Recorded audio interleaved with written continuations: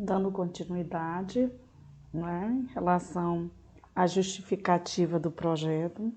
Então, vimos que a questão da qualidade da justificativa, ela é algo que depende muito da qualidade do registro da análise que nós fizemos em relação à situação, né, que iremos trabalhar, né, e é algo que é um registro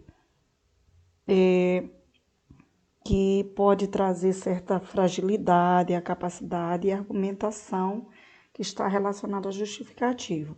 Então, uma justificativa de um projeto, ela é exatamente o que já foi dito anteriormente, mas preciso reforçar, é a tensão entre a situação atual, né, que vamos descrever na análise situacional, e aquela situação que que se deseja trabalhar futuramente, que elas estão descritas no projeto.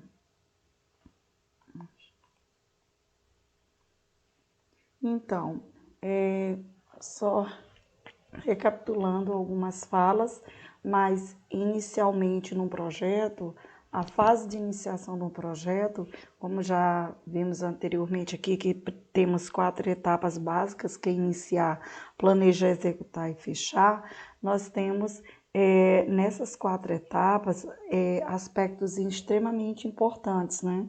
Que precisamos discutir, que a iniciação de um projeto, ela é uma fase em que a ideia do projeto ele se materializa.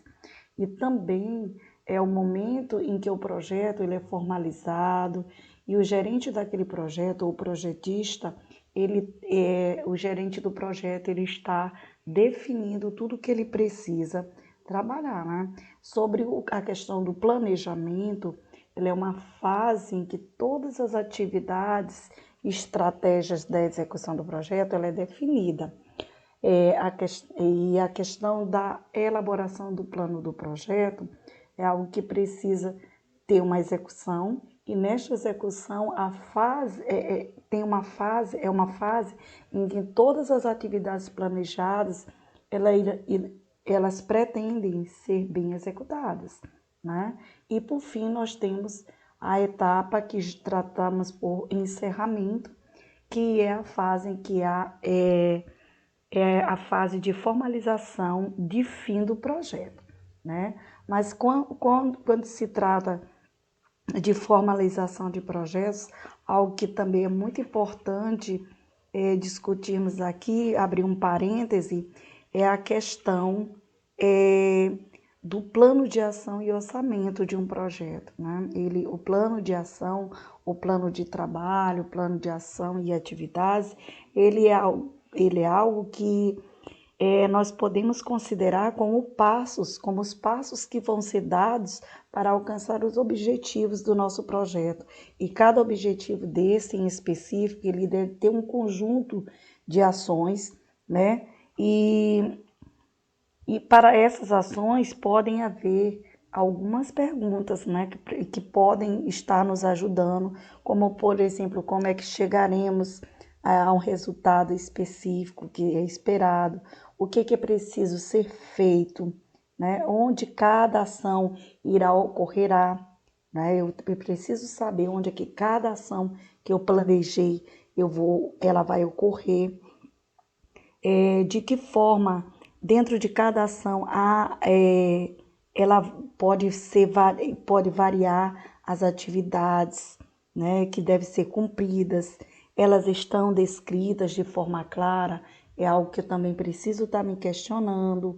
A outra particularidade que é muito bom se questionar é quando cada ação terá seu lugar, o que tem que vir antes, o que é que pode acontecer depois, se a minha ação ela tem pré-requisitos, né, ou não, e para quem essa minha ação ela está destinada, né? O meu plano de ação ele tem que ter bases nesses questionamentos, né?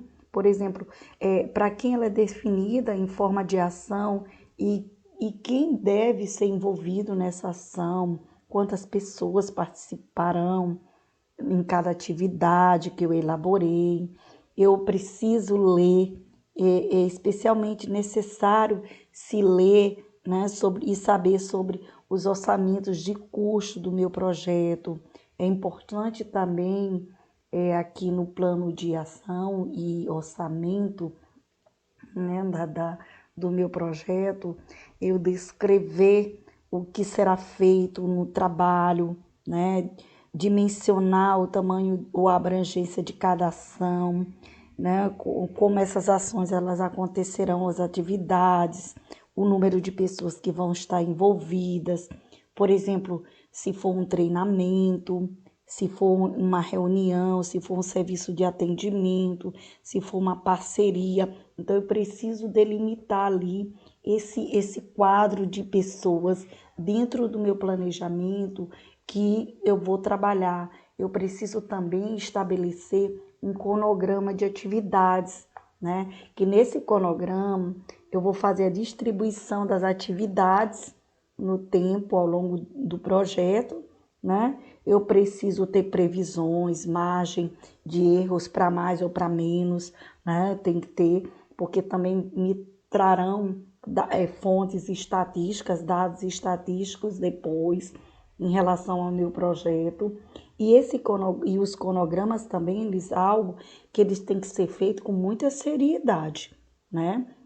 Muita seriedade, tem que trazer muitos benefícios, e esses benefícios, dentro do planejamento, ele tem que ser algo concreto, tanto em relação à gestão, em relação às questões diplomáticas, a questão de motivação de pessoas, que é algo muito importante, né? Quando se fala da relação da questão do cronograma de atividades, por exemplo, em questão da relação da gestão, ela é algo que a gente precisa ter um entendimento que a questão da gestão ela é muito útil para com a equipe saber a ordem, como é que vai acontecer, aonde vai acontecer, para não ficar aquelas coisas soltas, né? Como será o desenvolvimento das coisas, quais serão os resultados que a gente pode estar esperando em relação a isso, em relação às relações diplomáticas.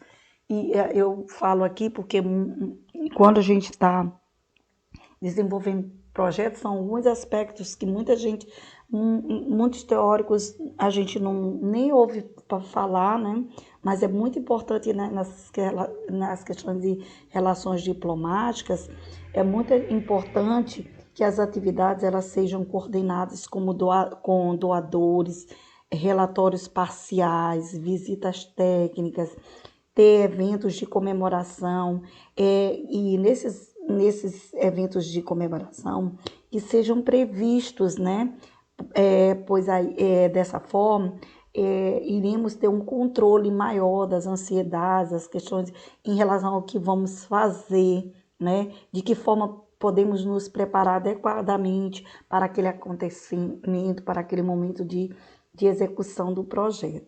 Em relação à motivação das pessoas, é outro aspecto que é muito importante, porque é um aspecto que vamos trabalhar com todos os envolvidos ali, de forma que eles tenham que estar cientes das atividades, né? Essas atividades elas estão agrupadas em etapas, que essas etapas elas fazem sentido, né? Dentro do plano que precisa ser trabalhado, e esse plano ele já é algo que já está definido, já está todo planejado, né? E cada coisa tem que estar no seu tempo, e isso vai demonstrar que tem um clima de organização, né?